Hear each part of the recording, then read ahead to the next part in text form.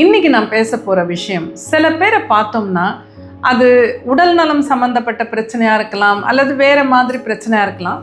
அந்த பிரச்சனையிலிருந்து வெளியில் வரவே மாட்டாங்க. அதாவது அதை உடல் நலம் சம்மந்தமான ஏதோ ஒரு ப்ராப்ளம் இருக்குன்னா அதை குணமடைந்துட்டோம், முழுசாக சரியாயிடுச்சுன்னு சொல்லவே முடியாது. திரும்ப திரும்ப அவங்களுக்கு அதில் பிரச்சனைகள் வந்துகிட்டே இருக்கும். அதே மாதிரி ஒரு பணப்பிரச்சனையாக இருந்தாலும் அந்த முழுசாக கடனை தீர்த்துட்டேன் சரியாயிடுச்சுன்னு சொல்லவே முடியாது அவங்களால. அந்த அளவுக்கு அந்த பிரச்சனை போயிட்டே இருக்கும். இந்த மாதிரி அதே நம்ம வேறு சிலர் பார்க்கும்போது ஒரு உடம்பு சரியில்லாமல் போனாலும் கொஞ்ச நாளில் சரியாயிடுறாங்க.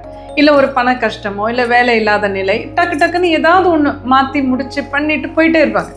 இப்போ ஏன் சில பேரால் அதுலேருந்து வெளியே வரவே முடியல? நம்ம ஜாதக ரீதியாக அப்படி இப்படின்னு பலது சொல்லலாம். மனதில் அவங்களுக்கு நம்பிக்கை இருக்காது. இப்போ உடம்பு சரியில்லைன்னு வச்சுக்கோங்க. இப்போ சில பேரை பார்த்தோன்னே இல்லை லைட்டாக ஒரு ஜுரம் தான், நாளைக்கு சரியாயிடும், நான் ஆஃபீஸ் போயிடுவேன் அப்படிம்பாங்க.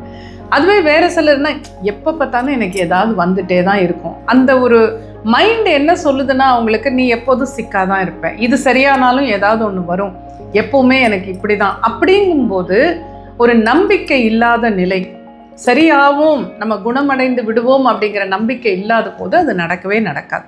அதே மாதிரி பணப்பிரச்சனை, இப்போ கடன் தொல்லை இருக்கலாம், அல்லது வேலை இல்லாத நிலை இருக்கலாம், அல்லது உறவுகளில் பிரச்சனை இருக்கலாம். ஆனால் மனசில் இது சரியாகுங்கிற நம்பிக்கை சரியான ஒரு முறையில் இல்லாமல், மனசளவில் இது சரியே ஆகாது எனக்கு அப்படிங்கிற ஃபீலிங்கோடு இருந்தாங்கன்னா நிச்சயமாக அந்த பிரச்சனையிலேருந்து வெளிவரது கஷ்டம்.